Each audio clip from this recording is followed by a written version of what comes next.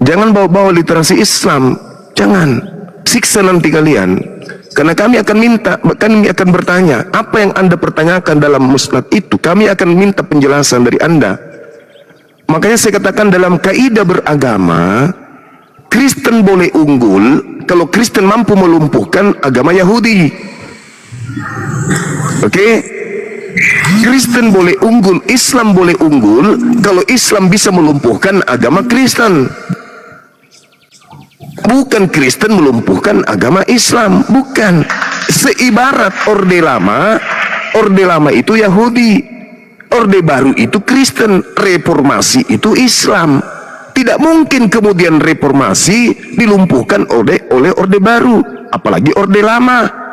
Jadi Anda tugasnya melumpuhkan ajaran Nabi Musa untuk menaikkan ranking point daripada agama Kristen. Faktanya, untuk menjelaskan dari mana asalnya orang Kristen menggunakan kitabnya orang Yahudi saja, kalian botak semuanya sedunia. Borok-borok membahas ajaran Islam. Lumpuhkan dulu ajarannya Nabi Musa, baru kalian bisa membahas Islam. Kalau kalian mampu kemudian mendudukkan agama kalian lebih benar dari agama Musa, baru kalian bisa berbicara bahwa Andalah wakil daripada agama Yahudi untuk berhadapan dengan agama Islam. Masalahnya sekarang ini adalah, jangankan melumpuhkan ajaran Nabi Musa, melumpuhkan ajaran Yesus anak Maria saja kalian tak sanggup. Jadi tidak mungkin Orde Baru itu mengalahkan Reformasi, nggak mungkin. Orde Baru harus tetap kokoh mempertahankan semua lini, baru Reformasi itu tidak ada. Kalau Orde Baru bisa bertahan di kakinya, Orde Baru bisa bertahan dalam pijakannya, dalam semua unsur dan semua lini, tidak dibutuhkan Reformasi. Kalau Kristen mampu mempertahankan kitabnya, konsep ketuhanannya, konsep kenabiannya, konsep keyakinannya, konsep agamanya, baru bisa melawan Islam. Jangan kau sentuh Islam, jangan. Jangan kau sentuh, memalukan. Tegakkan dulu agamamu. Nah, kalau saya nih sebagai seorang muslim membahas tentang Kristen, membahas tentang Yahudi, ya wajar, karena agamaku adalah agama Reformasi. Kamu Orde Baru, Yahudi Orde Lama. Reformasi mencakup kedua lini tersebut. Jangan kau balik-balik. Duduk. Dari mana kau mendapatkan pengajaran misalnya perjanjian lama? Dari mana ilmunya? Kalau Al-Quran jelas, ya'iduhum wa yumannihim wa ma ya'iduhumu syaitan illa gurura. Apa kata Quran saya? Setan yang telah memberikan janji-janji kepada orang kafir. Nah, kalian tuh. Dan setan yang membangkitkan angan-angan kosong pada mereka orang-orang kafir. Nah, kalian tuh. Padahal setan itu hanya menjanjikan tipuan belaka kepada mereka. Ini yang harus diuji. Benar Al-Quran mengatakan bahwa yang kalian sembah itu adalah setan? Itu. Jangan pula kau yang bertanya, coba musnad 4 nomor sekian. Apanya itu, nggak nyambung kali kau. Jadi dudukkan dulu agamamu itu pada pondasi yang kokoh, baru kau balik menghantam Islam.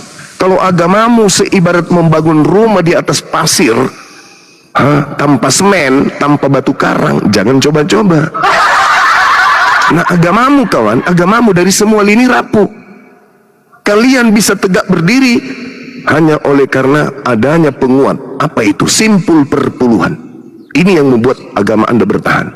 Kalau dari aspek akal, mana yang masuk akal? Tuhan jadi bayi nggak masuk akal. Ayo, orang-orang yang mengumpulkan berita-berita kemudian yang terjadi di antara peristiwa berasaskan atas penelitian, penyelidikan, dan asas manfaat, itu tidak bisa dijadikan sebagai tolak ukur bahwa itu adalah firman Tuhan. Nggak lulus. Paulus nabimu tidak pernah bertemu dengan Yesus sang sumber. Tidak pernah. Lukas nabimu yang kau sembunyikan identitasnya dengan mengatakan dia rasul, tidak pernah bertemu dengan Yesus. Bahkan kitab yang kau gunakan tidak memiliki legitimasi. Tidak ada standar kemudian dari Yesus kepada kitab-kitab kamu itu. Jadi bagaimana mungkin mau melawan Al-Quran? Nggak bisa. Mau melawan Islam nggak bisa. Jual dulu agamamu dengan harga yang mahal. Karena selama ini yang kami lihat, membelinya dengan 1 rupiah pun kami ogah. Kami masih menghargai Yahudi, di mana Al-Quran masih mendudukkan mereka. Yahudi masih didudukkan, ya ahlal kitab, ya ahlal kitab, qad ja'akum rasuluna yubayyinu lakum, masih disebut sebagai ahli kitab. Sedangkan Kristen itu, maaf, Kristen itu bukan ahli kitab. Sekali lagi, gaungkan kemana-mana, Kristen bukan ahli kitab, bahkan ahli terjemahan pun bukan. Makanya direvisi. Kalau ahli dalam bidang terjemah, nggak ada revisi, nggak ada koreksi Bible. Itu kawan ya. Jadi Al-Quran mendudukkan kemudian orang-orang Yahudi masih punya nilai. Lah kalau Kristen ini dikatakan dalam Al-Quran illal ladzina zalamu, di antara ahli kitab ada kelompok zalim, orang-orang zalim. Kalianlah itu yang kena. Seperti itu saudara Daniel. Jangan gagah-gagahan di depan saya. Jangan sampai kusuruh baca kitab kuno nanti mencet. Silakan. Apa yang kami bahas ini tentang Al-Quran mengulas, menguliti dan seterusnya tentang agamamu. Jadi yang dibawa yang mengatakan, kenapa bahas Bible terus, kenapa enggak bahas Al-Quran? Ketika kami membahas Bible, sama dengan kami sedang membahas Al-Quran. Karena Al-Quran mencakup semua ajaran, termasuk yang kalian anut. Oke? Sedangkan kitabmu tidak pernah membahas tentang Islam. Kitab saya yang membahas tentang kalian, gitu.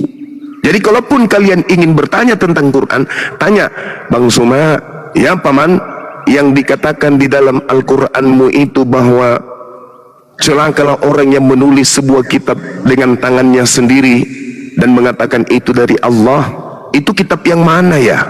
Orang yang mana yang dimaksud oleh Al-Quran? Itu kalau mau bertanya tentang Quran.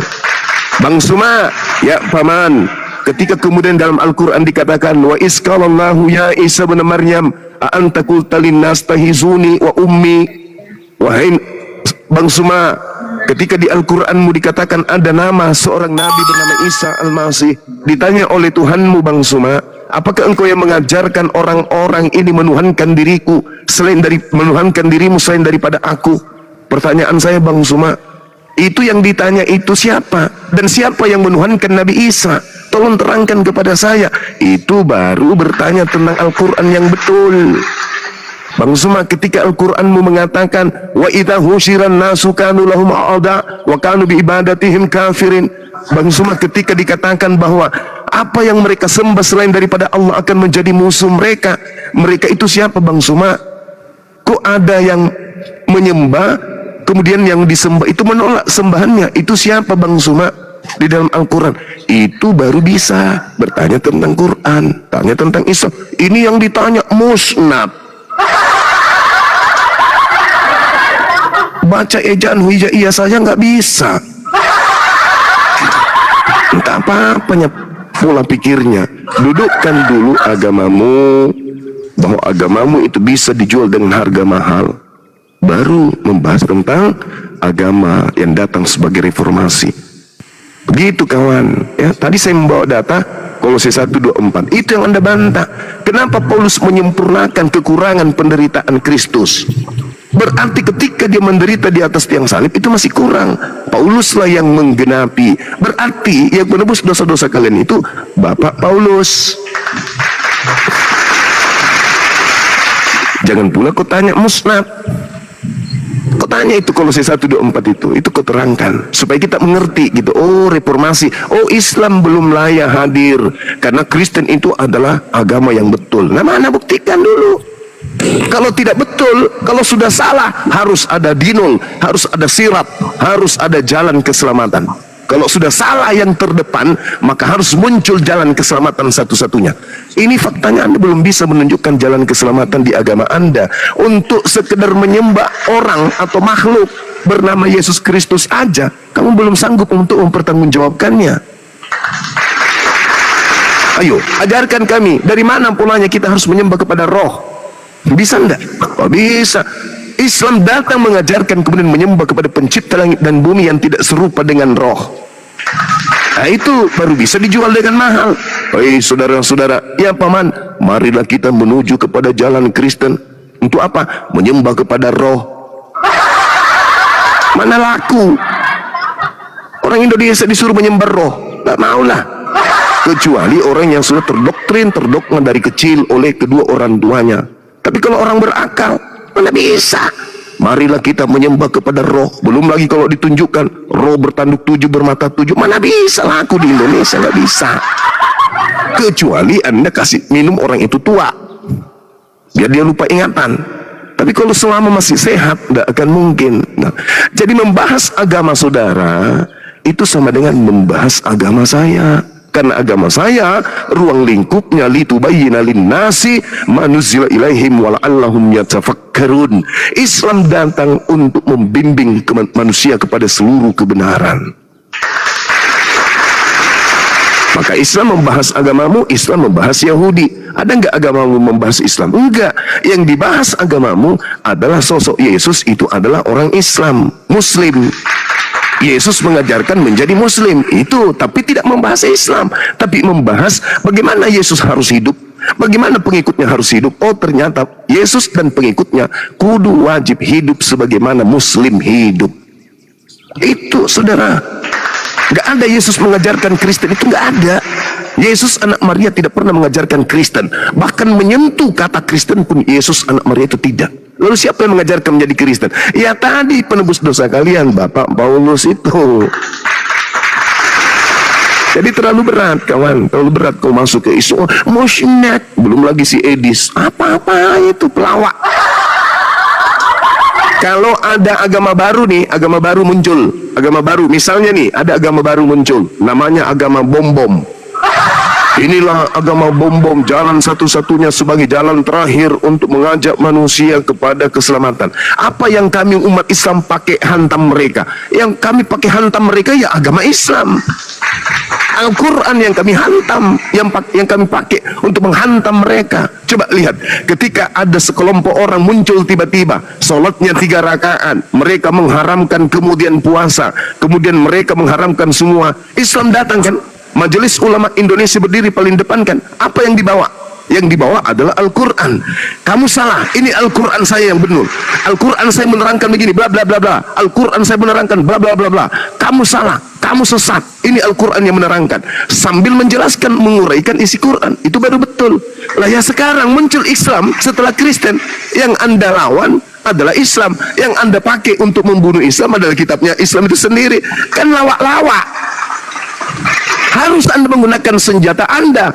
Islam, yang paman, kamu salah, telah menyembah yang maha besar. Yang benar adalah pada hari ini telah lahir anak bayi juru selamat, yaitu Kristus di kota Daud. Itu kupakai untuk lawan Islam, untuk melumpuhkan Islam, supaya agamamu itu terjual dengan harga yang mahal. Begitu saudara. Sebagaimana kami melumpuhkan agama-agama sebelumnya, yang kami gunakan adalah Al-Quran. Lah ente mau melumpuhkan agama kami, harusnya senjata yang kau pakai itu Bible. Lumpuhkan Islam dengan Bible. Tapi faktanya apa? Kristen lumpuh dengan sendirinya dengan Bible. Itu yang terjadi. Ya gitu saudara Daniel. Jadi kalau Anda ingin berbicara mengenai perbandingan agama, Bible harus Anda jadikan sebagai benteng pertahanan. Jangan kau masuk ke Islam di dalam musnad, di dalam Sahih Bukhari, nenekmu kiper. Islam mau muntah ketika Kristen berbicara tentang literasi Islam, mau muntah seperti kiamat, seperti Edis, mau muntah kami. Ketika kami bertanya tentang kitab kalian, yang dia bahas apa? Al-Quran, diuli-uli kata-katanya itu dibolak-balik, diputar-putar kata-katanya. Ahli dalam memutar kata, bukan ahli di dalam mengajarkan kebenaran. Bagaimana mungkin seorang kafir, pemakan babi, pemakan anjing, penyembah roh, mau mengulas Al-Quran? Bagaimana mungkin? Mending kami tinggalkan orang-orang seperti itu. Jadi kaidah dalam berdiskusi lintas agama adalah Kristen harus muncul membawa senjatanya. Apa itu? Bible. Bawa itu. Islam datang membawa Al-Quran. Nah kalau Al-Quran yang dibawa, Masya Allah, Al-Quran itu mencakup kitabmu. Fawailul lilladzina yaktubuna al-kitaba biaydihim Summa yaquluna haza min indillah. Berarti Al-Quran punya hak, punya wewenang untuk mengotak-atik kemudian kebenaran yang ada di dalam Bible.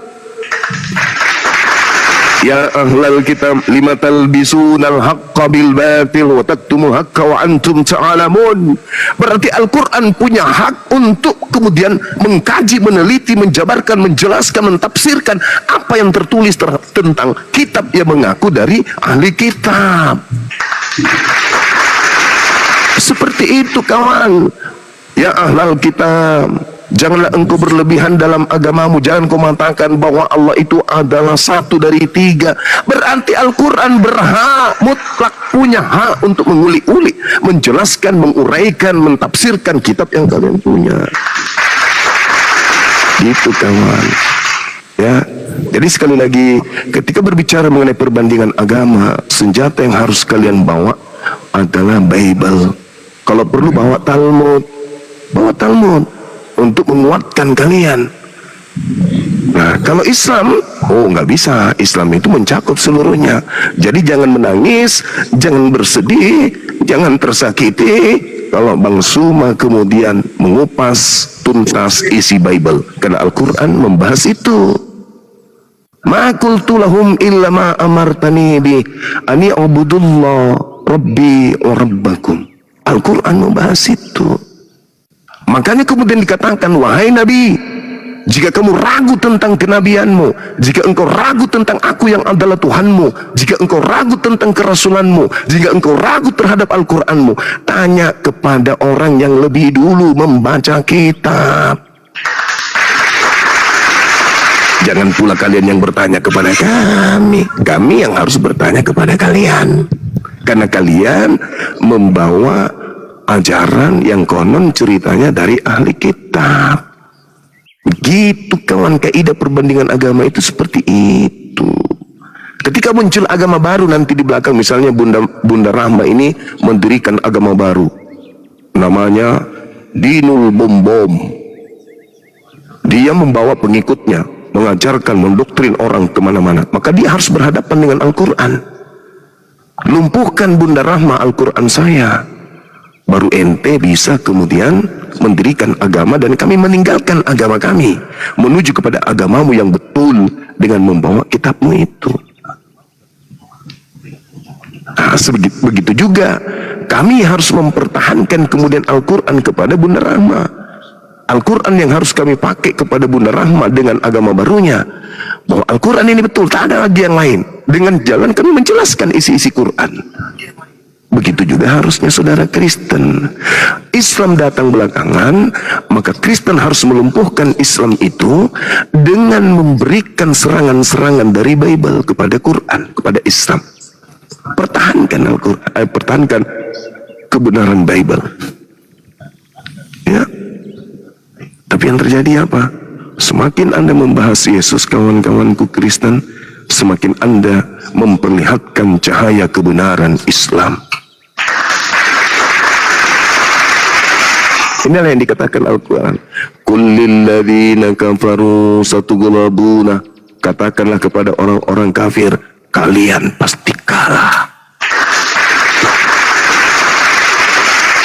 Watahsyabuna ila jahannam. Dan setelah kalian kalah, kalian pasti digiring masuk ke dalam neraka jahannam. Ini Al-Quran saya mengatakan. Kullil ladzina kafaru tasuklamuna. Katakan kepada mereka, mereka pasti akan dikalahkan dan akan digulung, akan digiring mereka ke dalam api neraka jahanam. Nah, Al-Quran saya mengatakan, nah kamu harus tampil. Al-Quranmu salah kawan. Kau mengatakan kami orang-orang kufur yang ingkar kepada Islam, kepada Allah dan Rasulnya akan kalah. Buktinya kami menang. Nah, buktikan mana kemenangan itu. Gitu. Mohon maaf saya panjang lebar ini. Ya, silakan Dinda Faruk. Diambil alih kembali. Oke, kita sapa dulu baru. Ya, assalamualaikum Dinda Ita CP77. Ini beliau ini saudara baru teknik alam kemarin, syahadat kemarin di Bang Anda. Masya Allah, Masya Allah. Silakan salam kenal dari Assalamualaikum Bang Faruk, Brunda Zuma. Waalaikumsalam warahmatullahi wabarakatuh. Ya, ada yang mau ditanyakan ke Bang Zumanya, Kak Ita, atau ada yang mau disampaikan Kak Ita?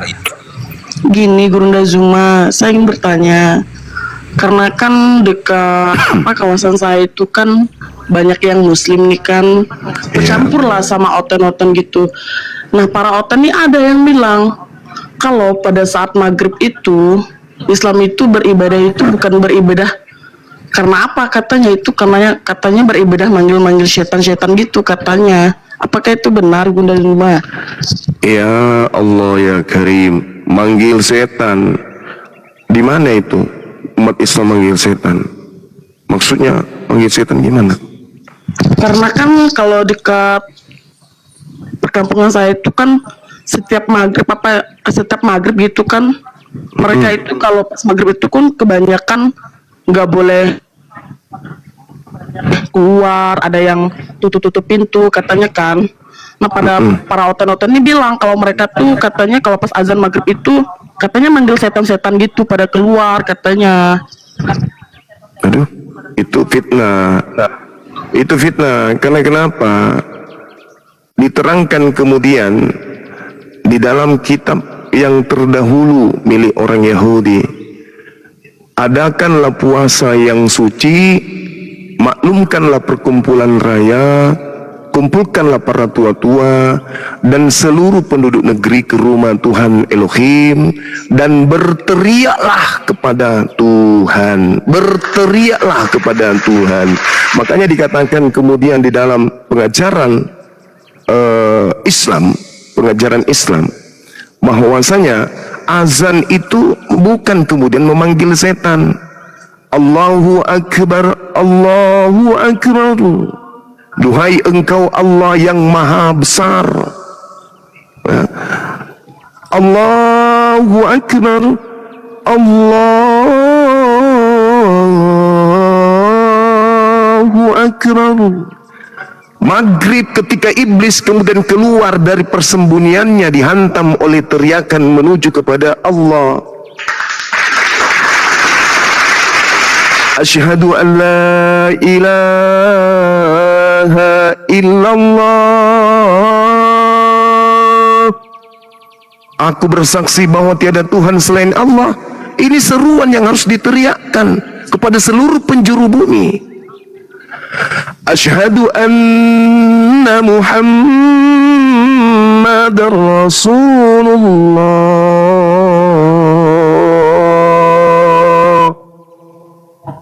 Nabi Muhammad dipersaksikan bahwa dia adalah utusan Allah. Hayya 'alas shalah.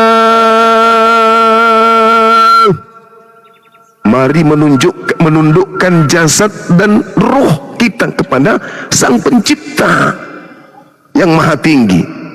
Tunduk, berserah diri, menyembah kepada Sang Pencipta langit dan bumi. Hayya 'alal falah. Mari menuju kemenangan. Menang dari mana? Menang dari nafsu duniawi. Makanya mereka menanggalkan semuanya. Mereka kemudian membasuh tangan, membasuh wajah, membasuh kakinya, berjalan menuju rumah ibadah. Mereka bersujud kemudian untuk apa? Menuju kemenangan. Allahu Akbar, Allahu Akbar. Wahai dikau yang maha besar, la ilaha illallah. Tiada Tuhan selain engkau. Mana panggilannya kepada setan? Panggilan kepada setan itu yang bernyanyi Yesus Kristus. Kenapa saya katakan? Karena Yesus sendiri mengatakan bahwasanya penyesat itu bergelar Yesus Kristus. Ia memanggil Yesus Kristus kan Kristen. Ketika kemudian diterangkan di dalam kitab terdahulu, nyanyikanlah nyanyian baru bagi Tuhan. Yang diminta kemudian nyanyikan itu adalah keturunan Kedar. Nah, kalian apakah keturunan Kedar? baiklah langit, baiklah gunung-gunung, baiklah desa, baiklah kota, menyanyikan nyanyian baru. Desa-desa yang didiami kemudian oleh keturunan Kedar. Nah itu siapa itu? Siapa keturunan Kedar itu? Bangsa Arab. Apa nyanyian barunya? Yang barusan. Allahu Akbar, Allahu Akbar, Allahu Akbar, Allahu Akbar. Asyhadu an la ilaha illallah.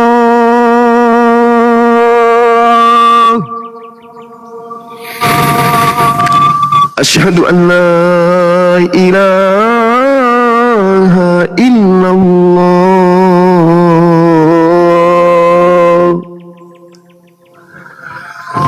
Asyhadu anna Muhammadar Rasulullah.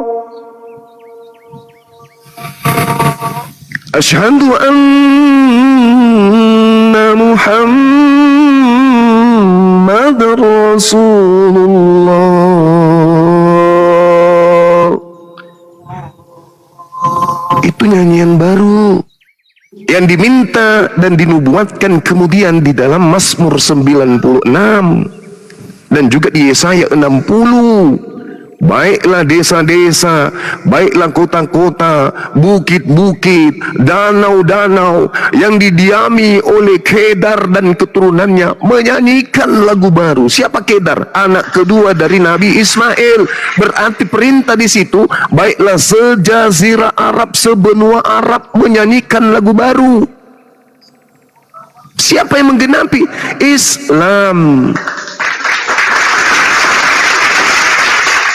Seperti itu. Jadi tidak ada. Justru dengan adanya azan, alam semesta ini disingkirkan dari iblis. Contoh ya, contoh. Nih anda ini adik ini kan dari Kristen. Coba anda coba dibuka kemudian Kejadian 12 nomor 3. Apa kata Tuhan kepada Abraham? Aku akan mengutuk siapapun yang mengutuk engkau Abraham, dan aku akan memberkati siapapun yang memberkati engkau Abraham, dan olehmu dunia alam semesta ini akan mendapatkan berkat. Poinnya di mana? Kita kosongkan dulu negara Indonesia, kita kosongkan dulu Nusantara ini. Di dalamnya tidak ada Islam, di dalamnya tidak ada Kristen. Kosong, yang ada cuman agama animisme, agama nenek moyang kita. Kejadian 12 nomor 3. Aku akan memberkati. Siapa yang memberkati engkau Abraham, dan olehmu dunia ini akan diberkati. Indonesia ada enggak?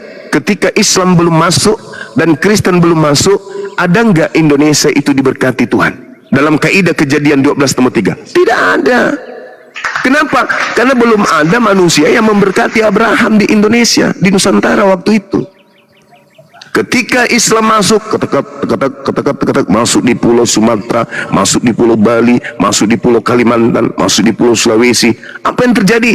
Penduduknya kemudian mengucapkan apa? Allahumma salli ala Sayyidina Muhammad wa ala alihi Sayyidina Ibrahim kama barakta ala Sayyidina Ibrahim fil alamina innaka kok saya jadi lupa ya. Jadi jelas sekali bahwasanya ketika kemudian Nabi Muhammad mengajarkan manusia untuk bersalawat, memberikan pemberkatan kepada Nabi Ibrahim alaihissalam, maka ketika umatnya Nabi Muhammad menginjakkan kaki ke Nusantara ini, maka Nusantara ini innaka hamidum majid. Betul, ini gara-gara cendol ini. Ada penjual cendol soalnya muncul, konsentrasi hilang. Oleh karena itu kemudian ketika dikatakan bahwasanya aku akan memberkati alam semesta ini karena engkau wahai Abraham, berarti Indonesia diberkati karena adanya umat Islam yang melakukan pemberkatan kepada Nabi Ibrahim. Setiap sholat, anda kan sudah muslim tuh, setiap anda sholat pasti anda melakukan pemberkatan. Dalam sholat ada yang dikatakan tahiyat awal, tahiyat akhir. Di tahiyat akhir itu kita senantiasa, setiap umat Islam sholat melakukan pemberkatan kepada Nabi Ibrahim alaihissalam. Dengan kata lain, Nusantara begitu penuh dengan umat Islam, maka Nusantara Indonesia mendapat berkat dari Allah. Sekarang tarik umat Islam keluar dari Nusantara, tarik yang masuk Kristen, kita balik sekarang. Ketika Kristen masuk memenuhi Nusantara, Kristen masuk di Pulau Bali, Kristen masuk di Sumatera, Kristen masuk Kalimantan, Sulawesi, Papua, Kristen semuanya lah pokoknya. Ada nggak mereka melakukan pemberkatan kepada Abraham? Yang mereka lakukan apa? Mengajarkan orang lain, anaknya Abraham adalah anak yang tidak sah. Artinya Abraham melakukan persinahan kalau gitu, karena tidak sah Ismail. Yang tunggal bukan Ismail, Ismail anak budak, Abraham tidak sabaran. Segala upaya dilakukan untuk menghina Abraham alaihissalam. Apakah itu tidak sama dengan mengutuk? Mengutuk. Ketika dikatakan Ibrahim menikahi budak dan mengatakan Ismail adalah anak budak, dengan kata lain mereka menuduh Nabi Ibrahim adalah budak. Apakah itu mengutuk? Mengutuk. Jadi dengan kata lain, ketika Nusantara ini dipenuhi oleh orang-orang Kristen, maka Indonesia ini dipenuhi oleh manusia yang lisannya mengatakan Abraham memiliki anak yang tidak sah alias anak budak. Apa yang terjadi? Berdasarkan Kejadian 12 nomor 3, aku akan mengutuk siapapun yang mengutuk engkau Abraham. Maka Indonesia penuh dengan kutukan pencipta langit dan bumi.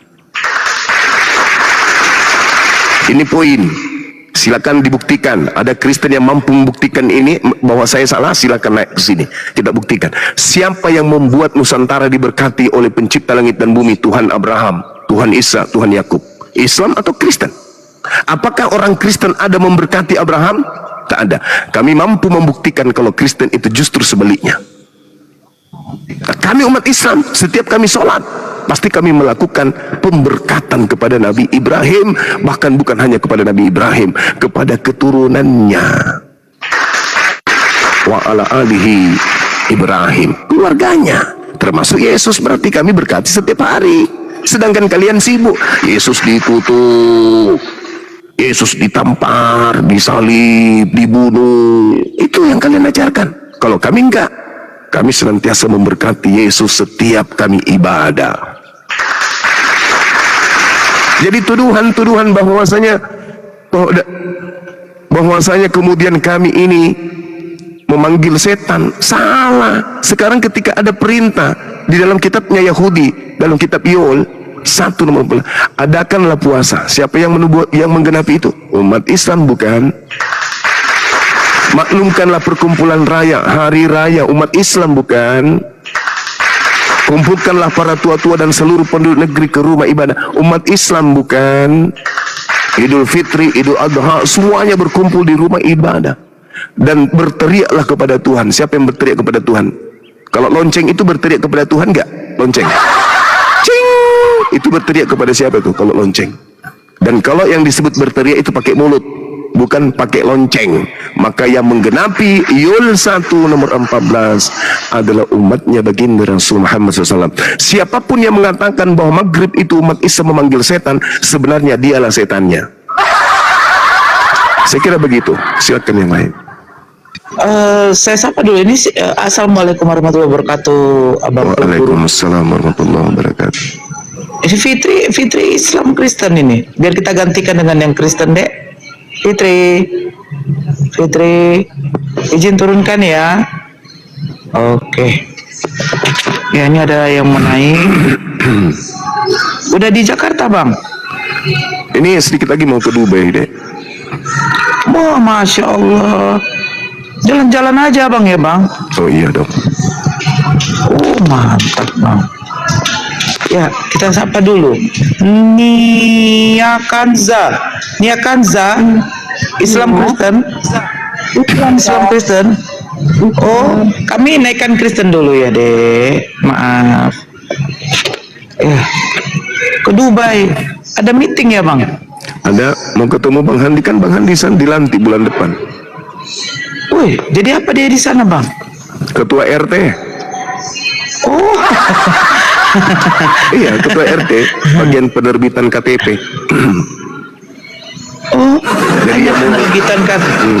Iya. Jadi yang mau kabur dari Indonesia, silakan hubungi Bang Handi. Iya.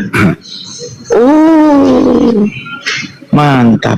Luxi, Luksi. Ini tamu kita lama kali turunnya, Bang. Luksi. Luksi. Aduh. Ngopi. Ngopi. Aduh. Ini orang pada tengok-tengok saya. Kenapa lah ibu ini ngomong-ngomong sendiri katanya? Iya bang. Ini nih semua pada nengok.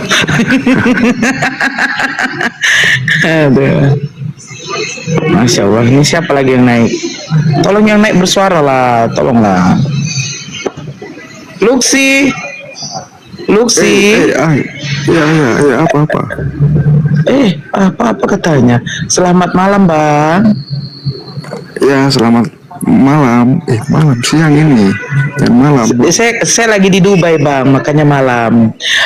Agama apa bang? Iya, agama apa? Saya mualaf. Apa ini? Islam. Agama apa bang? Islam lah. Kapan mualafnya bang? Tahun 2020. Iya salam bang. Masya Allah. Assalamualaikum. Ya. Masya Allah. Dinda Nora, Iya. ini ada 3.000 mata yang memandang, 2.999 memandang dengan sayup karena dia puasa. Tolong ini direkam selama bulan suci Ramadan, finalnya di malam takbir. Saya, Bang Suma, memberikan sayembara 5 juta rupiah langsung dari rekening saya. Bagi Kristen-Kristen yang mampu membuktikan bahwa yang datang di Pulau Patmos, 1, yang datang kepada Paulus, 2, yang datang kepada Ananias, 3, adalah betul-betul anak Maria.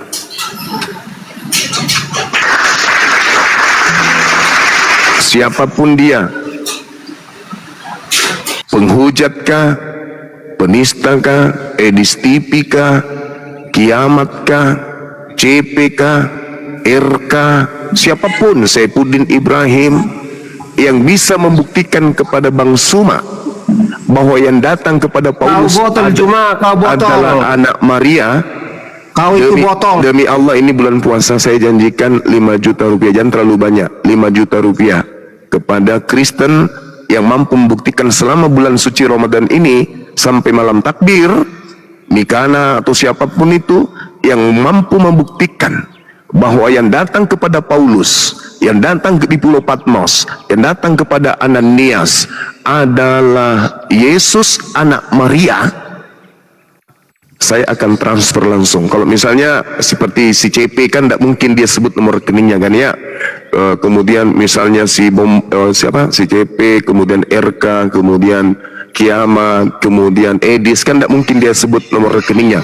Maka bisa menyebut rekening Rudi Yohanes atau rekening Bom atau Ibu Darni. Itu yang akrab dengan Bang Suma, bisa ke situ. Nanti saya transfer ke Bu Darni yang kasih kepada mereka. Dengan catatan, mereka mampu membuktikan. Ini selama bulan suci Ramadan, saya kasih sayembara. Kalau mampu membuktikan bahwa yang mereka sembah selama ini adalah anak Maria, yang datang kepada Paulus itu adalah anak Maria, yang datang kepada Ananias, yang datang kepada penulis kitab Wahyu itu adalah Yesus anak Maria, 5 juta nih. Wallahi, saya serius, saya ingin berinfak. Mudah-mudahan dengan 5 juta ini rezeki saya lancar ke depannya. Orang Kristen khususnya. Anda nggak perlu menyebutkan nomor rekening Anda ke saya, cukup ke Bu Darni, saya transfer ke Bu Darni. Atau keluarga saya yang ada di Medan, saya minta ke rumah Bu Darni untuk kasih tunai. Nanti dari Bu Darni yang transfer ke Anda yang mampu membuktikan bahwa yang kalian sembah itu adalah anaknya Maria. Selama 1 bulan. Demikian sayembaranya. Kalau susah berarti yang mereka sembah selama ini siapa? Itu banyak yang menambah bang. Saya tambah 1 juta, 2 juta, 5 juta. Itu tidak bisa dipertanggungjawabkan karena kita nggak mengenal sahabat-sahabat kita yang di bawah. Ya, kecuali dia DM, Waalaikumsalam warahmatullahi wabarakatuh. Kecuali mereka DM langsung ke Dinda Nora, valid, betul-betul valid, ya boleh. Lebih bagus lagi sebenarnya. Tapi dari Bang Suma nih, ya 5 juta siap. Bagi yang mampu membuktikan bahwa yang datang kepada Maria, yang datang kepada Paulus itu adalah benar-benar anak Maria yang mereka sebut Yesus Kristus itu. 5 juta dari saya, dan segera akan ditambahkan oleh teman-teman dengan jalan mendm Ukhti Nora, Dinda Nora, bukti keseriusan. Nanti Bunda Nora, Dinda Nora yang akan mengumumkan. Baik, ini bukan mau meremehkan, enggak. Ini supaya ini cuma sayembara aja untuk infak sedekah aja. Silakan.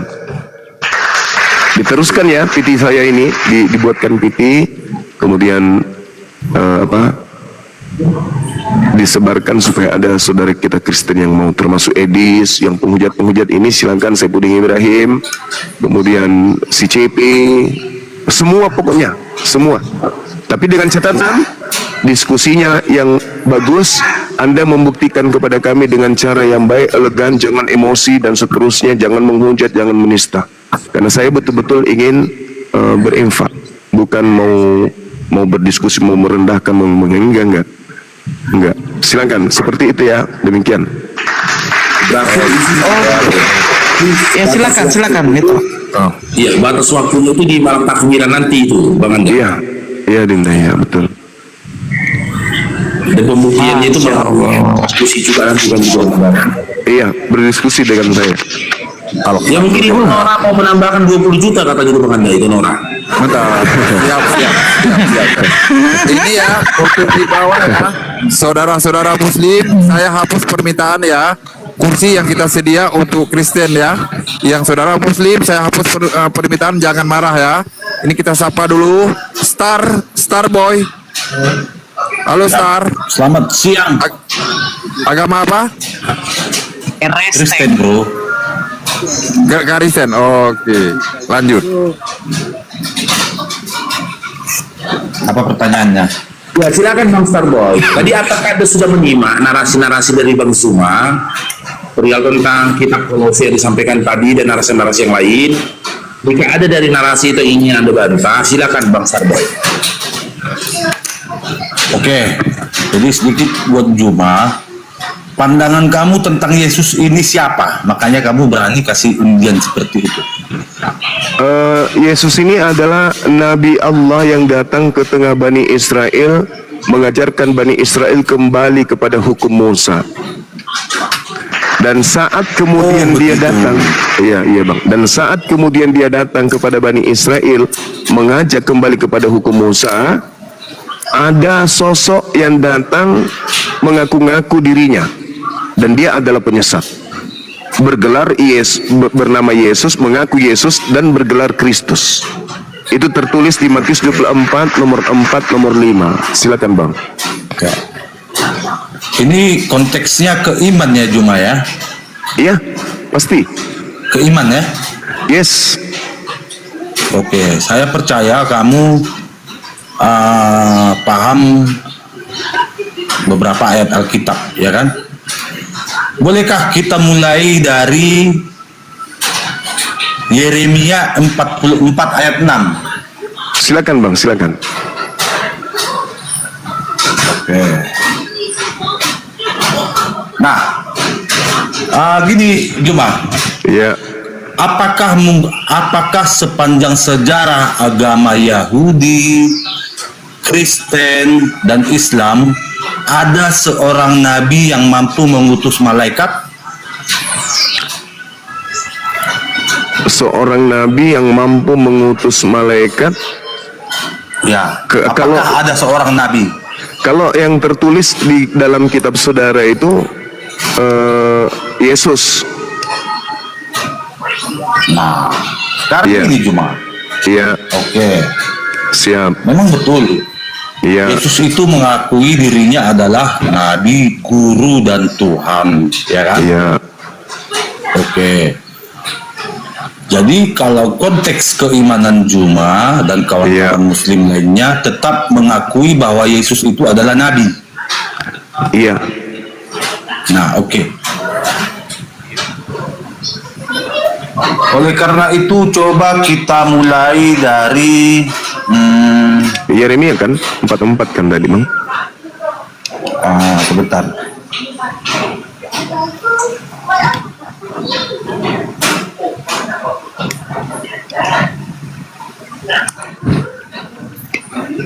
Ini di mana Yeremia?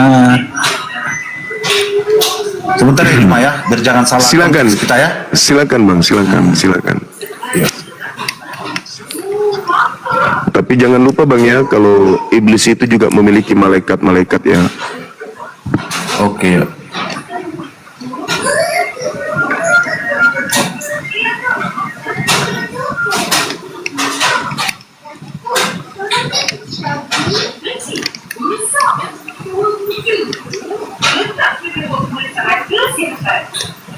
Di sini saya bukan lari ke konteks uangnya ya Juma ya.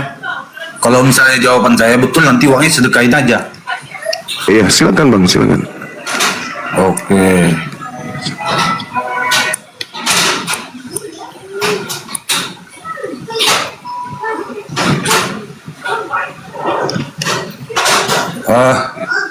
Bukan Yeremia tadi Juma, sorry. Iya, gak apa-apa bang. Di kitab Yesaya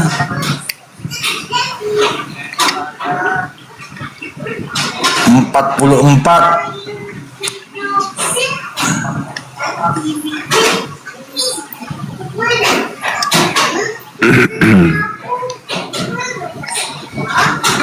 kitab Yesaya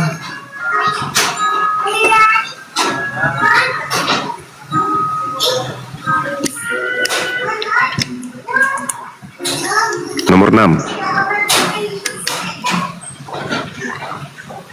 ya. Oke. Silakan bang. Oke.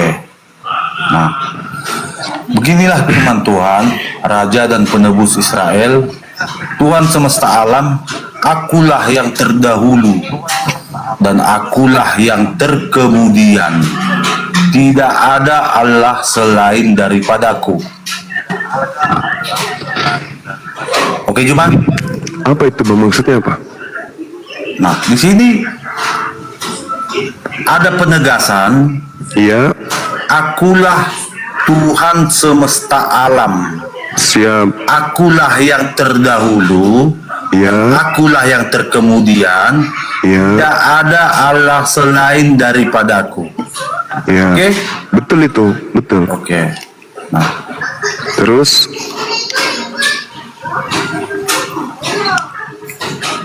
yang Anda ingin sampaikan apa poinnya? baru ini biar ini kan kita mau menegaskan Yesus itu Siap. siapa, ya kan? Yes, Nah, oke. yes. Nah, kita ambil lagi di Wahyu 22 ayat 13. Bagus ini.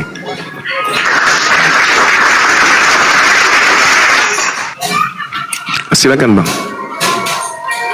Wahyu 22 13 sampai 16. Iya. Ayatnya begini. Jangan dibalik bang. Adalah Wahyu 16 sampai Wahyu 22 nomor 16 sampai nomor 23 mungkin maksudnya. bukan. Wahyu 22 ayat 13 sampai 16. Oh, 13 16. Iya. Betul. Oke, Silakan. Iya.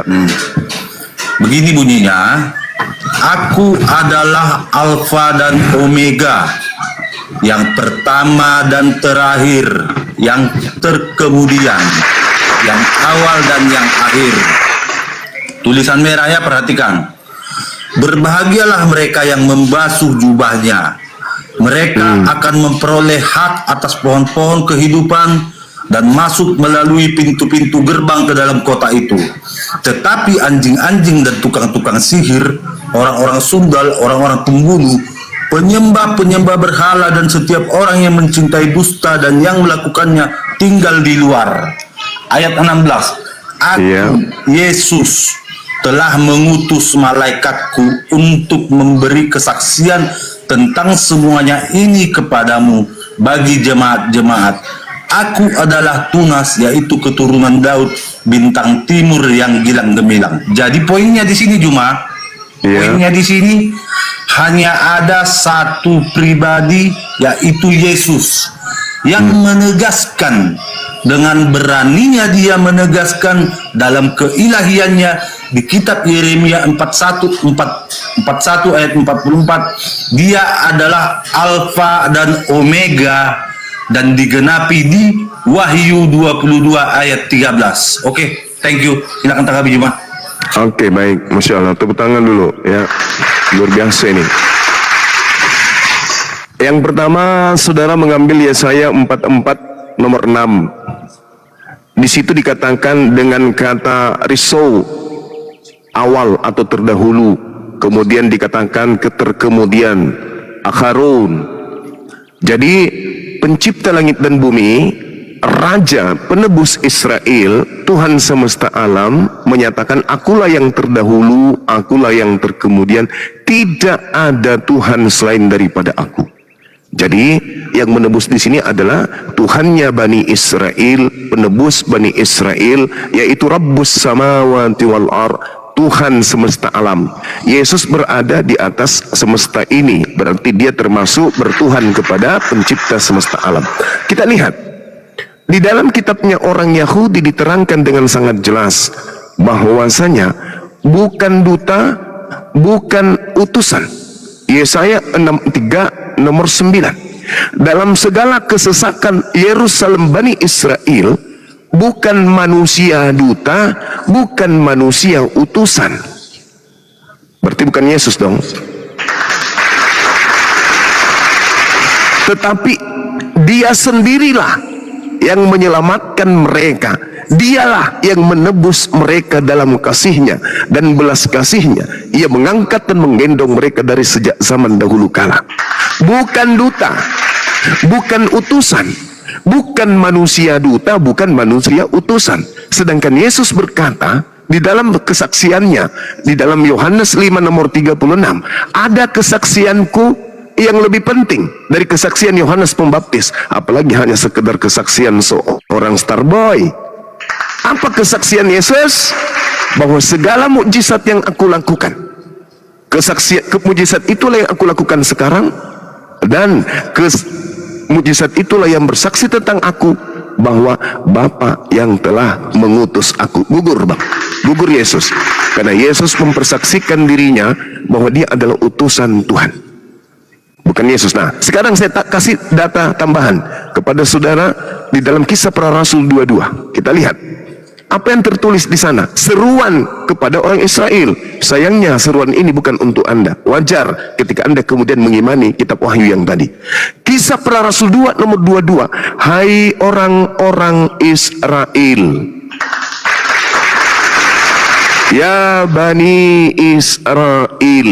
Anda nggak dipanggil. Sayangnya di situ. Hai orang-orang Israel, dengarkanlah perkataan ini. Kalau Anda tidak mau mendengarkan, boleh. Kalau Anda tidak mau mendengarkan, karena Anda bukan Israel. Yang aku maksudkan adalah Yesus. Sabar. Yang aku maksudkan adalah Yesus dari Nazaret, manusia yang telah ditentukan oleh Allah, yang dinyatakan kepadamu dengan mukjizat-mukjizat, dengan kekuatan-kekuatan, dengan tanda-tanda yang dilakukan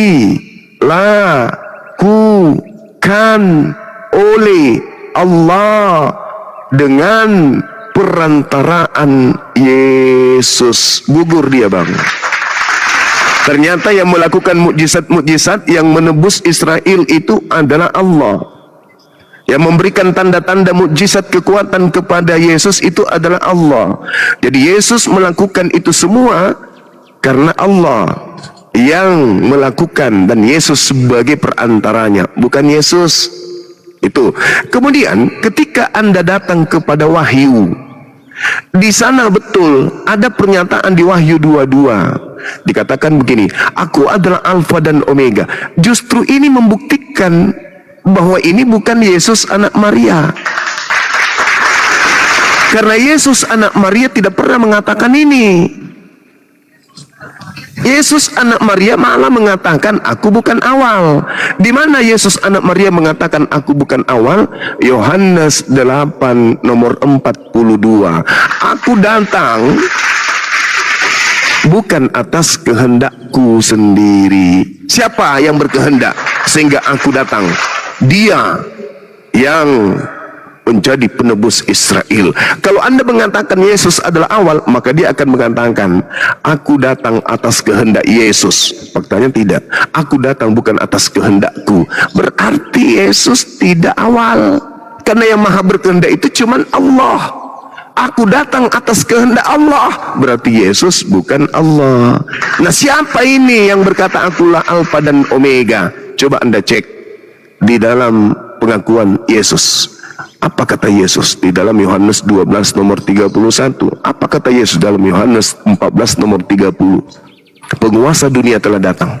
Siapa penguasa dunia itu? Yang dilemparkan pertama kali turun ke dunia itu siapa? Itulah yang awal. Awal penyesat. Itulah yang disebut iblis. Makanya Yesus berkata, Jawab itu ya. penguasa dunia Bentar. telah datang. Oke, Yang silakan. dilempar itu adalah bintang Iblis. timur yang jatuh. Ya. Berarti Oke, lanjut. Lanjut. iblis. Karena di dalam Wahyu 22 nomor 16 dikatakan, akulah tunas Daud, akulah bintang timur. Itu siapa itu yang bintang timur, Bang? Yang dilemparkan tadi. Di dalam Alkitab ada dua versi tentang bintang timur. Nah, bagus. Lucifer itu adalah bintang timur Bintang yang timur. jatuh. Yesus juga. Bintang timur yang jatuh.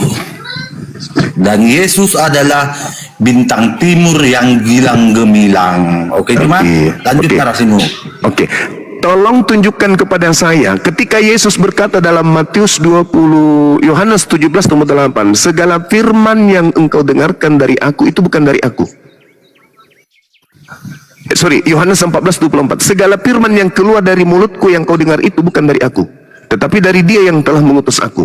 Yohanes 17 nomor 8, segala firman yang engkau berikan kepadaku telah aku sampaikan kepada mereka. Tolong tunjukkan, sebelum ada makhluk datang ke Pulau Patmos, tolong tunjukkan di mana Yesus pernah berkata, akulah bintang gemilang, akulah bintang timur. Kalau saudara tidak bisa membuktikan anak Maria pernah mengucapkan itu, sementara dia sudah mengutuk Ini pengajiannya. pertanyaan kamu ini Juma. Ini pertanyaan kamu ini. Kamu bertanya apa yang tidak tertulis di Alkitab. Berarti Yesus tidak Coba pernah saya mengaku balik bintang tanya. timur, kan? Coba saya balik tanya. Silakan. Tunjukkan di dalam Alkitab di mana Yesus pernah berkata, aku bukanlah bintang timur yang gilang gemilang. Tunjukkan ayatnya. Oke. Dia mengatakan apa? Aku tidak dapat berbuat apa-apa dari diriku sendiri. Bukan Dengan itu. kata lain, Tadi pertanyaan kamu, tunjukkan ayatnya di mana Yesus mengatakan bahwa dia adalah bintang timur yang gilang gemilang. Nah, Ya kan, Indah. saya balik tanya kamu. Oke. Saya balik tanya kamu.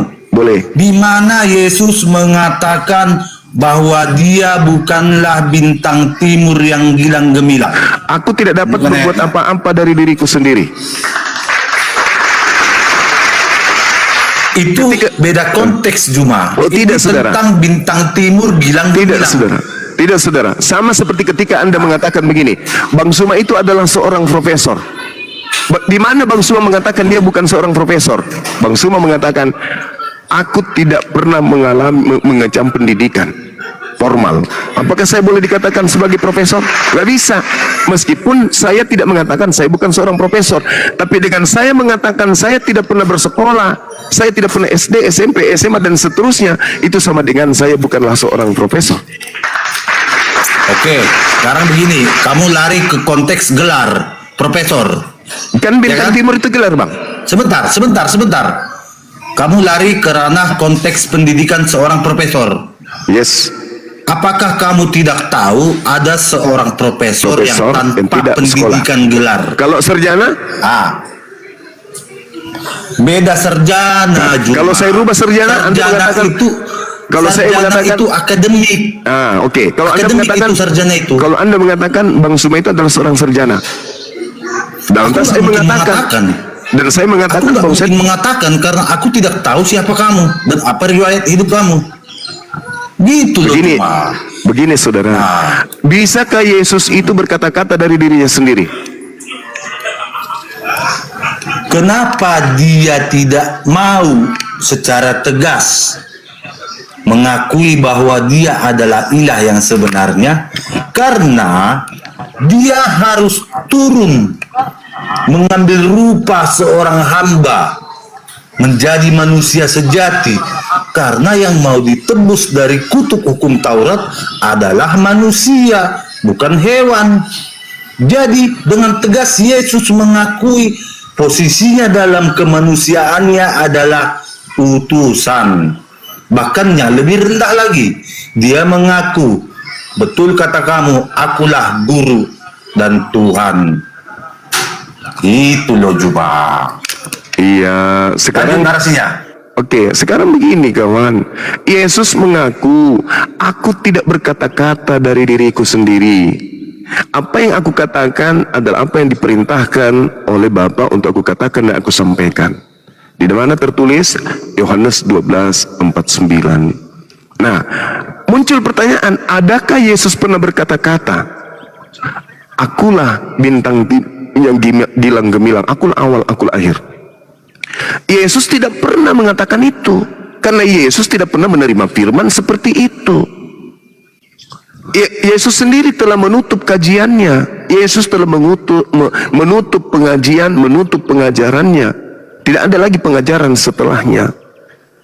Ketika dia katakan dalam Yohanes 17:8, segala firman yang engkau berikan, segala firman, segala, semuanya yang engkau berikan telah aku sampaikan. Dan di antara semua firman yang Yesus sampaikan itu, tidak ada satupun firman yang berbunyi akulah awal, akulah akhir, akulah bintang timur. Gak ada.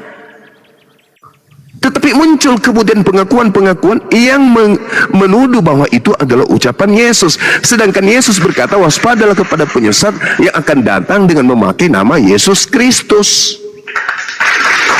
Kalau ucapan yang muncul dari lisan Yesus Kristus yang tidak pernah Yesus sampaikan ketika dia penginjilan ke tengah-tengah Bani Israel, maka yang harus diwaspadai adalah penyesat yang mengaku Yesus Kristus yang tidak pernah menyampaikan ucapan-ucapan yang tidak pernah Yesus sampaikan itu.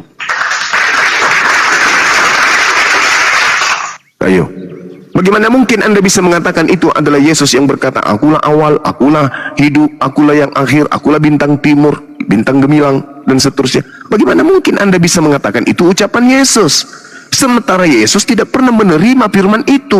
Yesus tidak pernah kemudian menyampaikan firman itu. Di mana Yesus pernah mengatakan itu? Enggak pernah. Loh, kok tiba-tiba ada makhluk datang mengatakan akulah Yesus, tunas Daud, bintang timur yang gilang gemilang. Loh, dari mana makhluk ini tahu? Dari mana Anda tahu kalau itu Yesus? Sementara Yesus berkata, waspadalah kepada penyesat yang datang kepadamu dengan memakai nama Yesus dan berkata, akulah Kristus. Dia akan menyesatkan banyak orang. Berapa banyak orang yang kemudian mengikuti sosok yang mengaku Yesus Kristus di Pulau Patmos itu? Berapa banyak? 2 miliar. Tergenapi enggak apa yang diucapkan oleh Yesus? Dia, si Yesus Kristus palsu ini akan menyesatkan banyak orang. Tergenapi enggak? Tergenapi. Kristen sama dengan pengikut Kristus. Kristus yang mana? Kristus yang datang di Pulau Patmos. Apakah itu anak Maria? Bukan. Apa buktinya bukan anak Maria? Dia bukan manusia. Sedangkan ketika Yesus datang, dia mengaku manusia. Maria pun melahirkan manusia. Yang melakukan penginjilan juga manusia. Yang membangkitkan Lazarus juga manusia. Yang membuat orang buta melihat, orang lumpuh berjalan juga manusia. Kok tiba-tiba ada datang bukan manusia mengaku Yesus? Mana buktinya? Di dalam Galatia 1 nomor 11 nomor 12, aku menerima Injil bukan dari manusia. Bukan manusia yang mengajarkan aku Injil, tetapi Yesus Kristus. Pertanyaannya, sejak kapan Yesus Kristus bukan manusia? Yesus sendiri berkata di dalam Yohanes 1 nomor 51, langit terbelah, malaikat naik turun memberikan firman kepada anak manusia Yesus. Yesus sendiri berkata, waspadalah kepada penyesat yang datang kepadamu. Jika nanti ada yang berkata ada Yesus di sini, ada Yesus di sana, ada Yesus di padang gurun, ada Yesus dalam bilik, jangan kau percaya, sebab aku anak manusia akan datang. Dia menyebut dirinya, Matius 24 nomor 30, sebab aku anak manusia akan datang dalam rupa anak manusia. Malaikat pun berkata dalam Kisah Para Rasul 1 nomor 11, Yesus yang kalian lihat terangkat ke langit akan datang kedua kalinya sama seperti engkau melihat dia datang, sama seperti kalian melihat dia terangkat. Dia terangkat, kalian lihat lengkap dengan jasad. Yes, dia akan datang kedua kalinya lengkap dengan jasad. Sedangkan yang datang kepada Paulus hanya berupa cahaya dan suara. Itu siapa? Sedangkan Yesus berkata dalam Lukas 10 nomor 18, aku Yesus melihat iblis jatuh dari langit berupa cahaya. Yang datang kepada Paulus hanya berupa cahaya. Siapa itu? Bukan manusia, kata Paulus. Yang keluar brojol di Maria, manusia itu bukan manusia. Sama enggak manusia dengan bukan manusia? Tidak sama. Tapi kok namanya sama-sama Yesus Kristus? Yes, karena Yesus menubuatkan, waspadalah kepada iblis yang datang setelahku dengan memakai namaku Yesus dan berkata, akulah Kristus. Dia akan menyesatkan banyak orang. Siapa pengikut Kristus yang datang di Pulau Patmos? Siapa pengikut Kristus yang datang kepada Paulus? Siapa pengikut Kristus yang datang kepada Ananias? Pengikut Kristus, Kristus itu adalah Kristen. Berarti orang banyak yang disesatkan oleh Kristus palsu yang bukan anak Maria itu Kristen. Silakan Anda bantah, kasih dalil. Makanya saya berani mengatakan 5 juta dari Bang Zuma kalau ada yang mampu membuktikan bahwa yang datang di Pulau Patmos atau yang datang kepada Paulus atau yang datang ke Ananias itu adalah Yesus anak manusia. Oke. Tadi saya sudah memberi rincian dengan tegas siapa Yesus itu. Tapi karena itu bukan iman kamu, kamu akan tetap menyangkal. Apapun keterangan saya, kamu akan tetap menyangkal. Tidak ada pernah dituliskan dalam Alkitab Yesus berkata, aku bukanlah Tuhan, aku bukanlah bintang timur gilang gemilang. Dan Yesus juga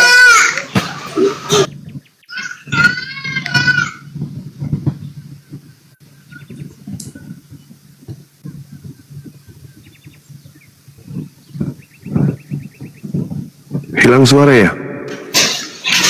Dan Yesus juga tidak pernah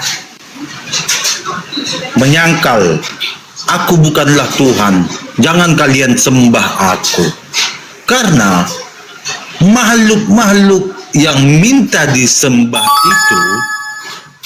itu bukanlah Tuhan sebenarnya. Bahkan iblis pun minta untuk disembah.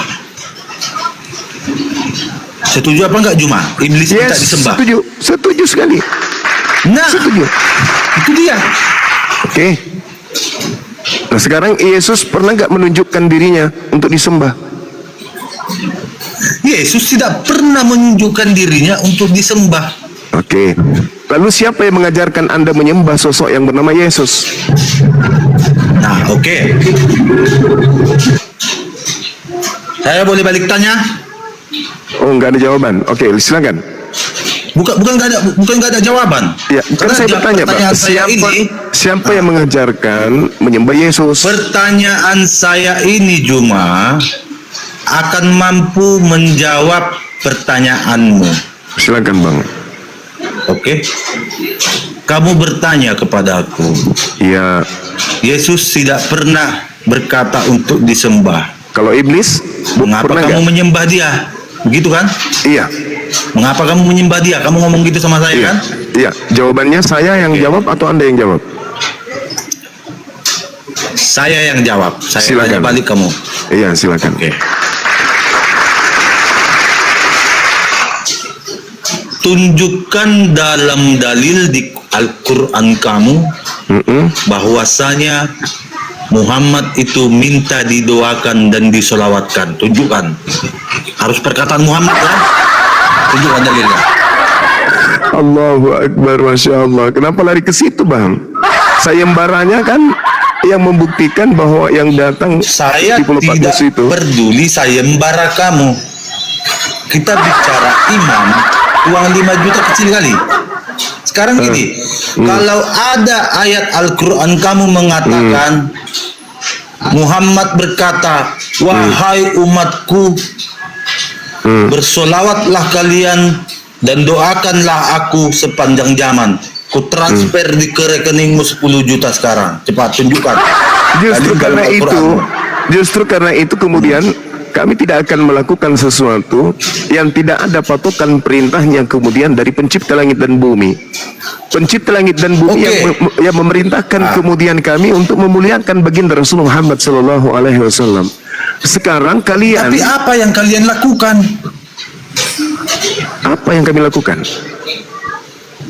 Apa yang kami lakukan? Kami Bersolawat itu menyembah Yes. nggak? Bukan menyembah, bersalawat kok nyembah. Nah inilah bahayanya Wah. menjadi Kristen orang. Bukan. Karena ini begini Juma.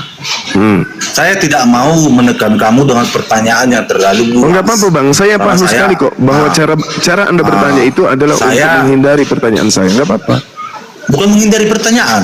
Lalu apa? Tapi di ayat Alkitab manakah Yesus pernah berkata, Ya. "Oh, aku bukanlah Tuhan. Dia Jangan mengatakan, kalian sembah aku." aku tidak Tunjukkan. dapat berbuat apa-apa dari diriku sendiri. Itu bukti bahwa dia bukan Tuhan. Loh, apakah dia mengatakan, "Aku bukanlah Tuhan, jangan kalian sembah"? Aku tidak dapat berbuat Tetapi apa-apa. sebentar. Ada ayat Alkitab mengatakan seseorang berkata, "Ya Guru dan Tuhan." Tetapi Yesus menjawab, "Betul perkataanmu, akulah Guru dan Tuhan." Betul kan? Tuhan atau Tuhan? Tuhan. Bahasa Yunaninya apa? Nah, begini. Bahasa Yunaninya Theos. Salah anda. Jangan bang, kasihan bang. Bukan bang, jangan kayak gitu bang. Jangan Dia kasihan begini yang. cuma.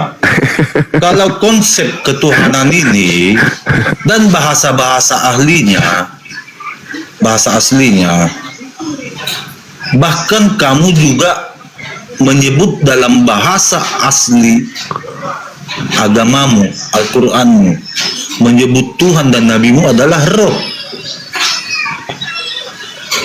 Di mana Ya. Nabi Muhammad pernah disebut Rob? Loh, pengertian roh ini gimana? Enggak. Di mana Nabi Muhammad Kalau dalam pernah bahasa disebut Arab. Rob? Oke. Ya, tunjukkan di mana. Arti roh Nabi- kita cari ya dalam bahasa Arab. Bukan. Di mana Nabi Oke. Muhammad pernah dipanggil Rob? Mana bang? Arti roh di sini kita nggak mau asal bacot aja. Iya, Rob itu Oke. bisa berarti Tuhan, Nah. Tuhan bisa. Yang saya tanya di sini, di mana Nabi Muhammad pernah disebut sebagai Rob? Nabi Muhammad itu dipanggilnya Sayyid, tidak pernah dipanggil Rob. Dia gini Juma, kalau kamu tetap menyangkal, nanti kita jadi lari ke materi-materi debat yang udah bosan. Ya kita masih, Menekankan saya masih di materi-materi sayembara diskusi saya, kayak Bang. gitu. Saya masih di Oke, sayembara oke, saya, oke, silakan. Oke, nah jadi begini, saya tadi sudah menegaskan di kitab Yesaya dan kitab Wahyu, siapakah awal dan akhir itu, Syukran ummah para ya kawan. kan? Oke, ini ranah iman loh Juma. Kamu tidak Iya. bisa membantai iman saya. Oh iya, saya hargai itu iman Anda, Nah, tapi kan bukankah kamu iman bisa itu membantu saya. benar tidaknya sebuah Bahkan iman? begini Juma, sebentar Juma. Ya, Sebentar. silakan. Nah, sebenarnya hanya 3 ayat sudah cukup untuk membuktikan siapa Yesus itu. Pertama kita ambil Ya, Kejadian 1 ayat 1. Pada mulanya Allah berfirman, ya kan? Nah, kita ambil lagi Yohanes 1 ayat 1. Pada mulanya adalah firman. Firman itu bersama-sama dengan Allah. Dan firman itu adalah Allah. Yohanes 1 ayat 14. Firman itu telah menjadi daging. Selesai sebenarnya. maksudnya firman itu menjadi daging, menjadi Yesus kan? Iya. Nah, berarti Yesus ini sesuatu yang Karena gini, dijadikan. Juma. Perbedaan kita ini sebenarnya bagaikan jurang yang mengangguk lebar. Syukran. Perbedaan kita ini. Gini, kalau di Bukan, konteksnya saudara. Islam, sebentar Juma, sebentar. Saya selesaikan narasi saya. Baik. Kalau di konteksnya Islam, firman itu adalah yang dituliskan, iya kan? Nggak ada firman di Islam. Firman itu adalah yang diwahyukan lalu dituliskan oleh juru tulis. Di Islam Itulah ada firman firman. dalam konteks Islam. Di Islam itu tidak Ya ada kan? firman. Tidak ada firman di Islam. Di Islam itu yang ada kalam dan kalimah. Jadi wahyu kalamullah. Iya. Jadi kalamullah dengan kalimatullah itu berbeda. Kalau kalam itu adalah kemampuan berkata-kata. Kalau kalimatullah Oke. itu adalah perkataan Allah. Oke. Gitu, saudara. Nah, oke. Kalimatullah itu Ya, yang perkataan Allah. diwahyukan kepada Nabi Muhammad kan?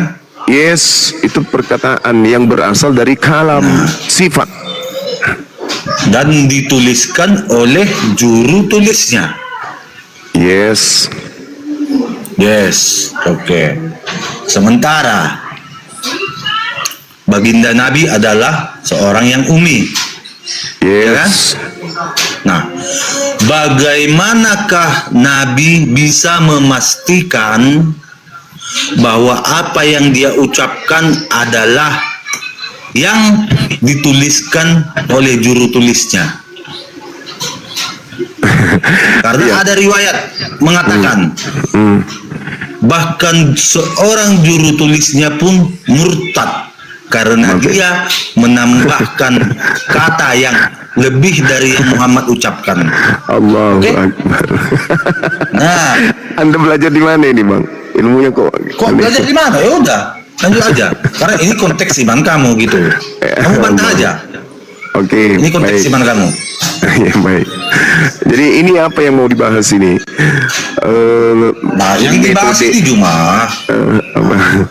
tadi kan semua narasi saya tentang iman kalian, kalian pasti tertawa, ya kan? Nah, demikian juga semua narasi kalian tentang iman kami itu kami tertawakan, bro. Berarti Anda menertawakan Bible. Semua narasi kamu dan tafsiran-tafsiran kamu itu kami tertawakan. Saya tidak nafsir. Saya membaca Bible. Saya baca Bible. Kamu baca, lalu Yes. kamu cerna, Yes, harus. lalu Masa mau kamu ditelan pikirkan, aja? Oh, pasti. lalu kamu pikirkan. Yes, bagus. Setelah kamu pikirkan, lalu kamu narasikan tentang ayat-ayat itu. Dan Apakah berkesesuaian. itu bukan mentaksir? Dan itu bersesuaian kan? Menurut kamu bersesuaian. Nah, sekarang menurut kami tertawakan. Sekarang ketika ada makhluk berkata, akulah bintang timur, berkesesuaian dengan penginjilan Yesus di Galilea, di tengah-tengah Bani Israel, berkesesuaian enggak? Kamu harus bisa bedakan, Juma. Ya, itu kan larinya ke situ kan? Sebentar. Kamu harus bisa bedakan yang sudah terjadi dan yang belum terjadi. Kitab Wahyu di Yohanes itu, Wahyu kepada Yohanes itu belum terjadi. semuanya tergenapi loh. Oh gitu. Jadi masih ada firman yang belum disampaikan oleh Yesus. Kamu paham nggak belum tergenapi? Ya bukan gitu. Yesus sendiri, segala firman yang engkau berikan telah aku sampaikan. Segalanya. Sebentar. Maksud saya, kamu Jangan paham nggak narasi saya tentang kitab Wahyu kepada Yohanes? Saya Kitab paham. Wahyu terakhir. Saya kitab paham. terakhir orang Kristen. Kitab Iya, Wahyu saya- namanya. Saya paham Kitab itu. Wahyu ini adalah ditulis oleh Yohanes. Ya, bukan menurut Injil tradisi. Yohanes. Menurut tradisi gereja. Enggak, gini cuma kamu harus bedakan Injil Yohanes dan Wahyu Yohanes. Iya, saya bedakan. Saya bedakan. Nah, terus Di Wahyu Yohanes ini semuanya itu belum terjadi. Karena mengenai akhir zaman. Bukan itu ucapan siapa di Wahyu ini, itu ucapan siapa? Loh, ucapan Yesus loh. Loh, ucapan Yesus itu semuanya telah Yesus sampaikan. Nah, itu telah disampaikan mengenai Injil. Akan tetapi mengenai wahyu tentang keadaan di akhir zaman itu belum selesai, masih berjalan sekarang Juma. Di mana Yesus pernah mengatakan bahwa nanti aku akan datang berfirman lagi? Di mana itu Yesus katakan itu? Justru Yesus berkata, Coba saya tanyakan sama kamu. Alamak. Saya tanyakan kamu. Di mana tertulis Yesus berkata, aku tidak akan datang berfirman lagi? Yohanes 17 nomor 8. Coba bacakan. Segala firman yang engkau berikan kepadaku telah aku sampaikan kepada mereka, dan mereka telah menerimanya, dan mereka percaya dengan pasti bahwa engkau lah yang telah mengutus aku. Masih banyak hal yang ingin aku katakan kepadamu, tetapi kalian belum sanggup menanggungnya. Tetapi ketika Dia datang, yaitu Roh kebenaran, Dialah yang akan membimbing kamu ke dalam setiap kebenaran. Bukan aku, tetapi Dia. Berarti yang datang setelah Yesus bukan Yesus, tetapi Dia, sang penolong lain, bukan Yesus. Oke. Jadi begini Juma. Mengenai penolong lain itu adalah Roh Kudus. Nah, Roh Kudus gak yang datang mengaku Yesus? Oke. Roh Kudus gak yang mengaku di Pulau Patmos? Sebentar dulu. Mati minyak. Roh Kudus itu adalah Roh Kudus itu adalah roh yang membimbing. Iya, maksud saya yang datang di Pulau Patmos itu mengaku bintang timur itu Roh Kudus atau bukan? Bintang timur di Pulau Patmos. Emang ada dibahas bintang timur di Pulau Patmos? Lah, itu kitab Wahyu ditulis di mana rupanya? Ditaruh. Loh. Begini cuma. Bintang timur gilang gemilang itu adalah Yesus Kristus. Kamu harus bedakan dengan yang datang bintang setelah timur Yesus yang jatuh. Yang datang setelah Yesus menyampaikan firman, Yesus atau Roh Kudus? Setelah Yesus yang datang sampai adalah sebelum turun kitab Wahyu ini, sebelum terjadi kitab Wahyu ini, yang datang adalah Roh Kudus akan membimbing sampai akhir zaman. Nah, yang datang berarti Roh Kudus, bukan Yesus. Kamu harus bedakan Juma, konteksnya begini. Kan Yesus Di Wahyu mengatakan 22 ayat 13 sudah jelas tertulis. Akulah yang awal dan yang akhir. Ya itu siapa? Ayat Itu yang 16-nya. Aku Yesus akan mengutus malaikat-malaikatku. Itu siapa? Saudara, yang membimbing setelah Yesus menurut Yesus itu ada dua. Pembimbing setelah Yesus itu ada dua. Yang satu pembimbingnya Roh Kudus, sang penghibur, penolong lain. Dan itu bukan Yesus. Pembimbing yang kedua adalah pembimbing kepada kesesatan, namanya Yesus Kristus, yang datang ke Pulau Patmos bukan mengaku Roh Kudus, mengakunya Yesus. Itu siapa itu? Kan penyesat muncul mengaku Yesus Kristus, sedangkan pembimbing menuju kebenaran mengaku sebagai penolong, penghibur. Nah, yang datang di Pulau Patmos mengaku siapa? Mengaku bintang timur, Yesus. Lanjut. Berarti yang Anda ikuti itu adalah penyesat yang bergelar Yesus Kristus. Itu kesimpulannya. Nggak jadi uang 5 juta, hangus. Yang lain lagi. Hangus. Kesempatan habis. Nggak jadi beli sendal Ini jepit. kan ranah iman, iya kan? Ranah iman. Saya tadi masuk ke dalam ajaran kamu menertawakan, iya kan? Demikian juga kamu masuk ke ranah iman saya juga tertawakan, bro. Ya, apa yang Anda tertawakan di Islam? Nah, mau saya tertawakan yang lebih afdolnya Juma. Oh, yang lebih afdol. Ya, silakan tertawa Abdul, silakan. Ya, ya, ya, silakan. Mohon maaf ya teman-teman Islam ya, semuanya ya. Tolong Ya. cuma kamu buka Maryam 71. Ya, Tolong bacakan. Maryam 71. Baik. A'udzubillahi minasyaitonirrajim. Bismillahirrahmanirrahim. Wa in minkum illa wariduha kana ala rabbika hatman maqdiya. Apa itu, Bang?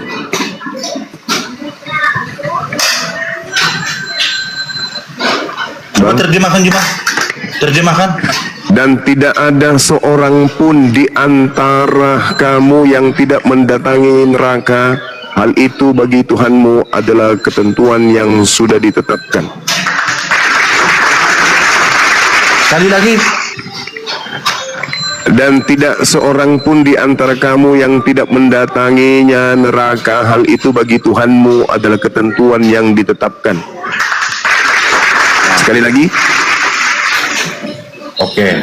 Mau sekali lagi? Kalau saya tafsirkan, Iya, kalau saya silakan. tafsirkan, Iya, silakan. oke. Ya, Silakan. semua umat Islam 100% mendatangi neraka. Iya, betul sekali. Benar sekali.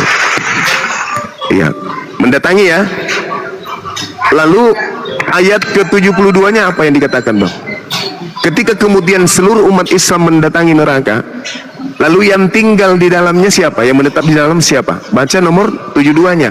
Tsumma nunajjil ladina taqaw wa nazara zalimina fiha jithiya.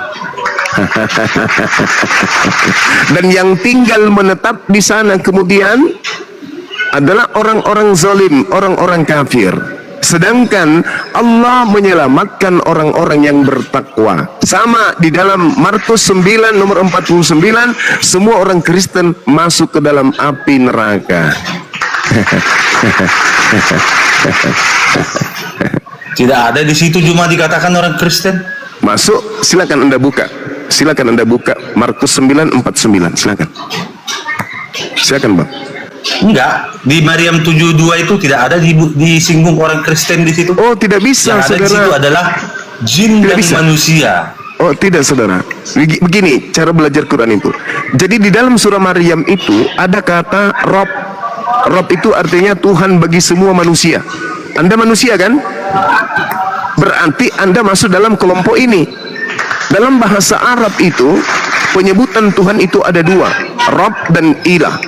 Hanya saja bahasa Indonesia tidak memiliki kosakata untuk memisahkan keduanya, antara Rabb dan kata ilah. Jadi sama-sama diartikan Tuhan. Inilah bahayanya kemudian ketika memahami terjemahan Al-Quran tanpa ilmu. Padahal dua kata ini memiliki makna dan fungsi dan juga definisi yang berbeda. Rabb dalam konteks Tuhan bagi semua manusia. Contohnya Rabbus samawati wal ar, Tuhan semesta alam. Berarti Tuhannya orang Kristen juga. Sedangkan ilah itu merujuk kepada konteks sembahan. Konteks sembahan saja. Misalnya ilahin nas, sembahannya manusia. Nah, lalu kalau Anda melihat di dalam konteks ayat ini, di situ terang sekali dikatakan bahwasanya Rabb yang dimaksud adalah Tuhannya seluruh manusia. Berarti dengan kata lain, ayat ini berbunyi, wa in minkum illa wariduha kana ala rabbika hatman maqdiya. Dan tidak seorang pun dari seluruh manusia yang tidak akan mendatangi neraka. Itu dibenarkan di dalam Al-Quran surah An-Naziat ayat 34 jelas sekali dikatakan begini. Auzubillahi minasyaitonirrajim. Fa iza ja'atit tammatul kubra, maka apabila malapetaka hari kiamat itu telah datang, yauma yatazakkarul insanu ma sa'a, yaitu pada masa hari ketika manusia teringat akan apa yang telah dikerjakannya ketika hidup di dunia. Wa bursatil jahimu liman yara, dan neraka, dengarkan, dan neraka akan diperlihatkan dengan jelas kepada setiap manusia yang memiliki mata untuk melihat. Orang Kristen punya mata untuk melihat, maka termasuk orang Kristen. Waburrisatil jahimu liman yara. Maka neraka itu akan diperlihatkan dengan jelas kepada semua manusia.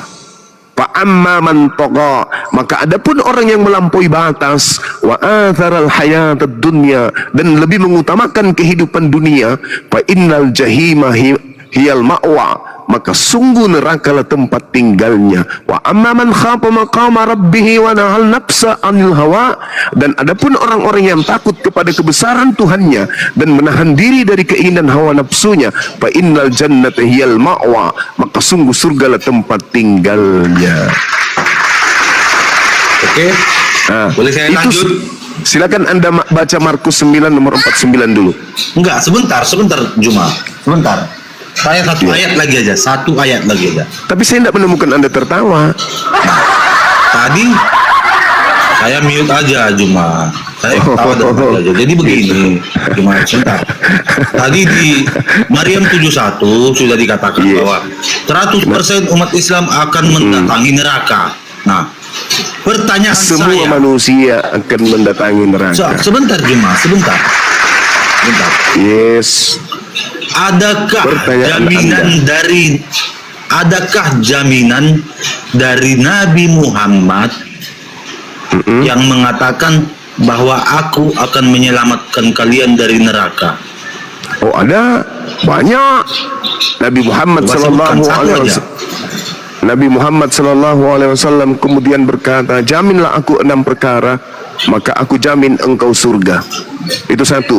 Kemudian di Al-Quran surah Al-Jumu'ah dikatakan di sana, baginda Rasul Muhammad sallallahu alaihi wasallam datang ke atas muka bumi ini wa yuzakkihim, untuk mensucikan manusia, mensucikan dari dosa-dosa. Nah, orang yang disucikan dari dosa-dosa itu pasti tempatnya adalah surga. Kemudian Al-Quran surah Ali Imran Al-Maidah 31 ayat 31. Qul in kuntum tuhibbunallaha fattabi'uni yuhibbukumullahu wa yaghfir lakum dzunubakum. Barang siapa di antara manusia yang ingin dicintai oleh Allah, ingin dosa-dosanya dihapuskan oleh Allah, maka hendaklah dia mengikuti baginda Rasul Muhammad SAW. Fattabi'uni, hendaklah kalian ikut kepadaku, Nabi Muhammad. Kemudian di dalam Al-Quran surah Al-Mu'minun, kad aflahal mu'minun, beruntunglah orang-orang yang beriman, alladzina hum fi salatihim khashi'un, yaitu mereka yang khusyuk di dalam salatnya. Di ayat 10-nya Allah Subhanahu wa taala menjelaskan kemudian mereka yang salat, ulaika humul warithun, adalah mereka orang-orang yang mewarisi, alladzina yarisunal firdaus hum fiha khalidun, yaitu orang-orang yang mewarisi surga firdaus, mereka kekal di dalamnya. Orang-orang yang salat adalah mereka yang kemudian mewarisi surga firdaus. Ada lagi, ada di dalam Al-Quran surah Fussilat dikatakan kemudian di ayat 30-nya Allah Subhanahu wa taala menjelaskan kemudian apa yang dikatakan oleh Allah di sana. Innal ladzina qalu rabbuna Allah tsumma istaqamu tatanazzalu alaihimul malaikatu alla takhafu wa la tahzanu wa abshiru bil jannah.